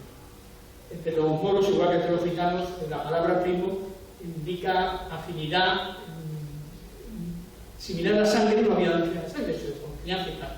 Pero conociendo al zorro de Hassan II, habría que pensar si al decir saludo al primo no está pensando en una acepción más castiza de la palabra.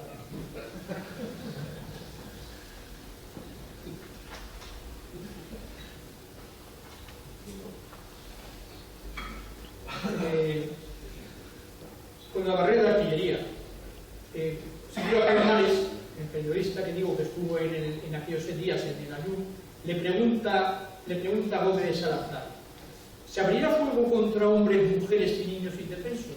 Y contesta Gómez de Salazar: serán en todo caso ellos quienes se metan dentro del fuego que concentraremos sobre ese niño. Evidentemente, se hace una barrera de fuego y ahí no entra nadie, ni locos. Los borrachos están excluidos por razón de las creencias, no entra nadie. Mientras que está cayendo eso, no entra nadie. El País ya ha reseñado, dice algo parecido. La operación de defensa tenía un nombre apropiado: Marabunta. Fue ejecutada a partir del 25 de octubre y consistió en distribuir las fuerzas 10 kilómetros al sur de la frontera del territorio. En ese límite se sembraron los campos de minas entre alambradas. Si fueran sobrepasadas, la artillería tenía orden de disparar para crear una cortina de fuego a través de la cual ningún ser vivo se atrevería a cruzar.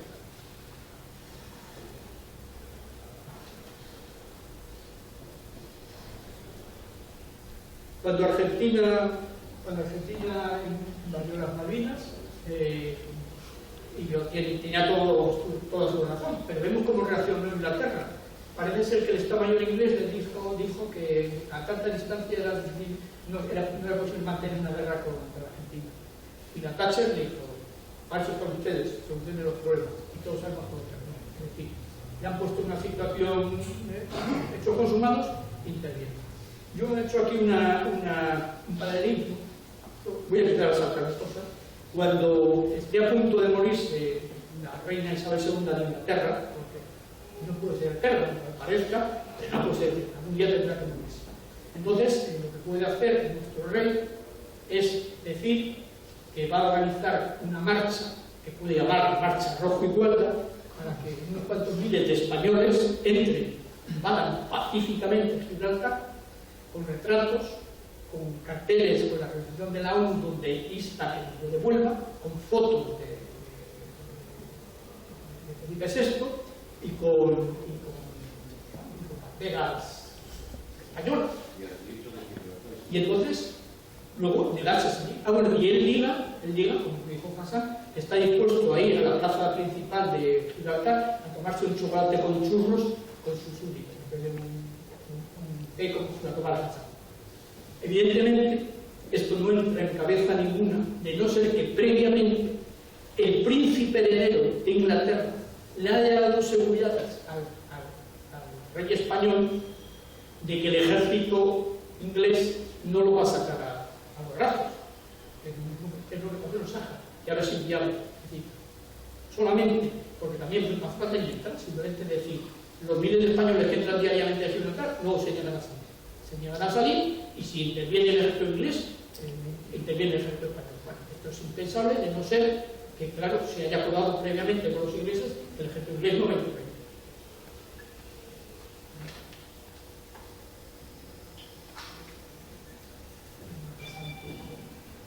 Bueno, aquí vemos la Marcha Verde, pero vemos a un oficial marroquí en primer lugar, porque iba yo digo pastoreando, vemos ahí a un oficial marroquí que va adelante con él. El otro de la Marcha Verde, los retratos de Hassan II, aquí del País, la caravana inmensa por el desierto. Si se sale uno de ahí, se mete en la arena hasta los ojos. Entonces un desembarco en la costa corta eso y quedan aislados totalmente. De Salazar, el ejército no permitirá que la Marcha Verde cruce la frontera del Sáhara ni un solo metro. Pero ya sabemos que se hizo cambiar de opinión. Bueno, el estado de Franco, en la prensa, la firme postura argelina cambia el panorama sobre el Sáhara. Es que claro, si encima, cuando España le mete mano a Marruecos, Argelia hace lo mismo con Marruecos, que él tiene muchas ganas, y España le dice, muy bien, pues cuando nosotros procuramos nuestras fronteras, te quedas con el pasillo que hay entre el Dra y la frontera del Sáhara, que es tu sueño. Encima tenemos un colchón ahí, o sea que se podría ver. Argelia considerará casus belli el 1 de noviembre, la entrada marroquí en el Sáhara. Es decir, si España era frente a Marruecos, automáticamente Argelia se mete mano a Marruecos también. Es decir, que todas las bazas eran a favor de España, todas, las militares y las políticas. Prueba el triunfo de Argelia en caso de guerra con Marruecos. Bueno, visita del jefe del Estado, que se está moviendo, la suspensión de las negociaciones con España que ha ido en Marruecos con un jarro de agua fría, Franco sobre intervención quirúrgica, bueno, aquí España rechaza la marcha verde por todos los medios de su alcance, incluidas las Fuerzas Armadas. Esto es muy curioso, porque esto lo dijo Arias Salgado en la ONU. Entonces, Hassan, que estaba en Agadir diciendo que se iba a poner delante de la marcha verde, cuando oye esto, dice, a ver si va a ser verdad, a ver si Franco se recupera. Estamos hablando del 4 de noviembre, aún no se ha producido, aún no ha invadido. Y entonces decide de quedarse en Agadir y encima dice, como dice, no, es que el puesto del jefe tiene que estar en el puesto de mando. Luego el tío muy zorro, cuando la marcha verde cruza la frontera, lo que pone en vanguardia son todos los coches, con toda la delegación de todo el mundo que ve invitado a eso, y con los periodistas. Pues sería una barrera de artillería, claro, si hay una barrera de artillería, ni periodistas, ni nadie entra dentro. ¿Sabemos qué es? Una barrera de artillería, nadie se mete dentro. Ya simplemente haber hecho eso. Esto es también importantísimo. El ministro de Información marroquí subraya la importancia de la visita de Juan Carlos al Sáhara. Demostró con su decisión una gran conciencia de sus responsabilidades. Suspendimos las negociaciones porque sabíamos que se iba a producir su instalación. Se refiere a la instalación del príncipe, no en el trono, pero sí en la jefatura del Estado. Y lo explica aquí. Era preciso dejar primero a los españoles arreglar sus problemas. Aquí, claro, está poniendo en evidencia las tensiones que había entre los que querían entregar Sáhara y los que decían que no. Bueno, el Frente Polisario, que a última hora ya se dio cuenta que la había fastidiado bien, el presidente de la Asamblea, Hatri, se escapa con el dinero. Hassan II decide retener de 3 a 5 días de sueldo a los trabajadores para pagar los empresarios deberán abonar una cuota voluntaria. Numerosos muertos entre los participantes de la Marcha Verde, por cólera, disentería y otras enfermedades gastrointestinales.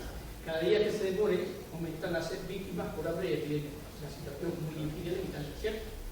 Más motivos para que España no hubiese. Marruecos aplaza la Marcha Verde, aplaza hasta saber que Franco se muere. Hoy comienza la Marcha Verde, el día 6. Hoy comienza la Marcha Verde, ahí se ve al Hatri, ahí se ve al Rufián del Guibat, como llama el Teniente General Mariñas, pidiendo pleitesía al sultán. La Marcha Verde. Esto lo pongo porque, bueno, aquí se ve claramente. Imaginemos aquí que desde Ceuta y Melilla se entra lo que se pueda. Es ocupar puntos importantes, fortificarlos y aguantar. Por aquí, una reacción de movimiento y luego se embarca la costa y se corta la carretera. Y quedan encerrados ahí en un seas. Hassan, que no se lo ve todavía, hizo un sello conmemorativo de su hazaña.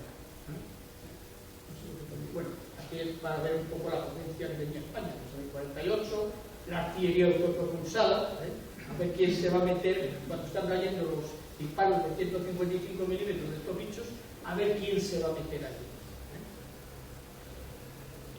Las fragatas, la Baleares y la misiles, el F-5. Esto es porque el 16 de noviembre de 2010, de vez en cuando surge por ahí alguna normal que dice que el Sáhara lo entregó Franco. Pues claro, amor muerto, gran lanzada. Decir que lo entregó el príncipe es que todo el mundo te crucifique y te llame. Te vas a fichar por Podemos. No es el caso. Pero si en cambio si dices que lo entregó Franco, esto es maravilloso. Aquí tenemos en la columna el equilibrista de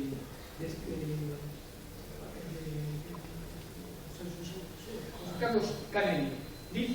Decía que el Sáhara que entregó Franco, pero yo puse una carta al director, que es esta carta que está aquí, en la cual, firmada por mí, evidentemente, los fallos, en la cual le digo que eso nada, que yo estaba allí y que el Sáhara no lo entregó Franco. Es más, hasta que no se supo, hasta que Hassan no supo que Franco se moría, no tuvo narices de entrar.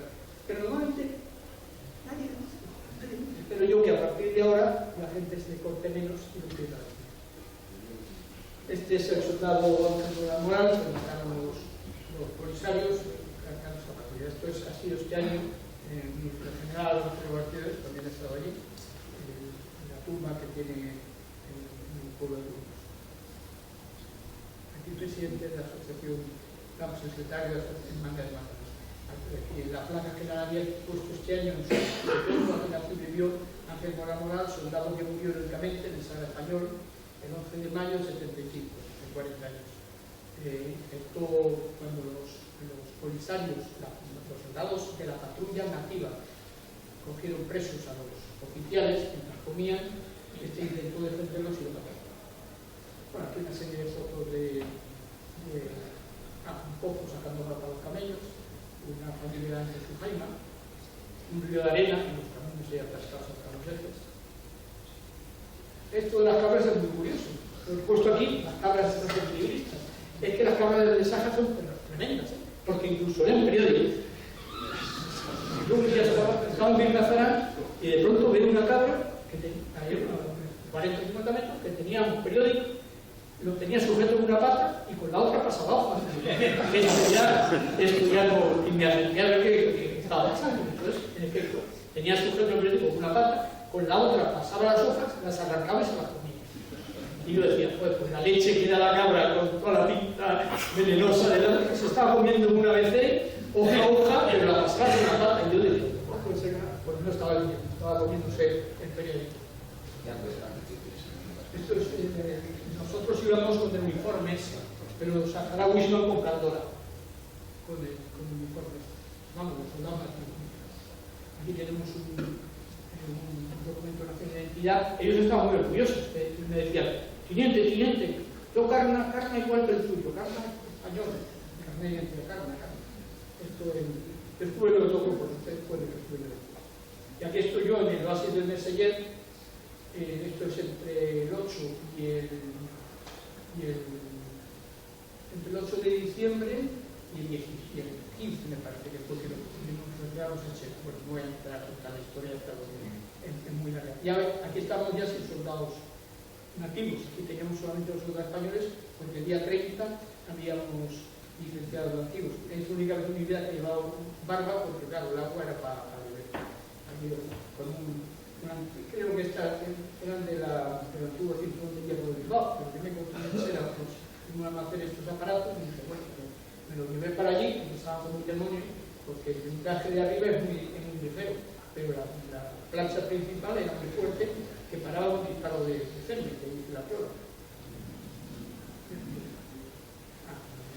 Esto es la bandera de Mazarán, en la bandera está ahí, el día 30 arrié la bandera es esa bandera. Había una bandera con el águila, pero nos entretenía muchísimo, solamente se unía cuando venía el jefe del grupo, o cuando venía una visita. Si no teníamos banderas de estas, pues podían durar una semana, o 15 días, o 20 días. Si soplaba siroco y hacía sol, no duraban nada. Entonces eran estas. Y esta es la última que ondeó, que la haría yo el 30 de octubre de 1975. Luego decidí hacer visto a la derecha delante del capitán Alejandro Flores. Y esto ya es sentimiento, arrepentimiento o lágrimas tardías de Bordi. ¿Sí? Yo comprendo que es muy duro, pero bueno, también tenía que hacerlo. No, sí, para que hacerlo. Y bueno, esto, ahora, por quitar un poco de hierro a la cosa, no eran así, mucho menos. Esto pasa como las revistas de ahora. Lo que veis en la revista, encuentras uno por la calle, pero vamos. Bueno, ya voy a terminar, solamente hay otro, de hecho, pero hay un, ya termino,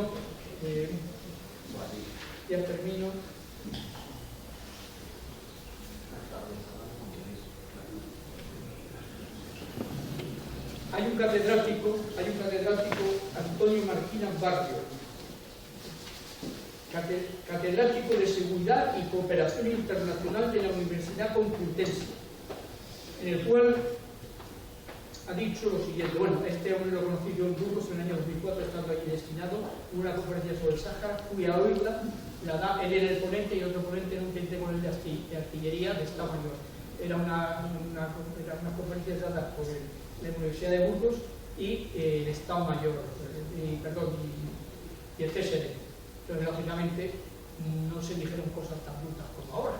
Fue todo muy light, nadie dijo nada, nadie se entró en nada, todo muy documentado, mucho, pero no se entró en nada.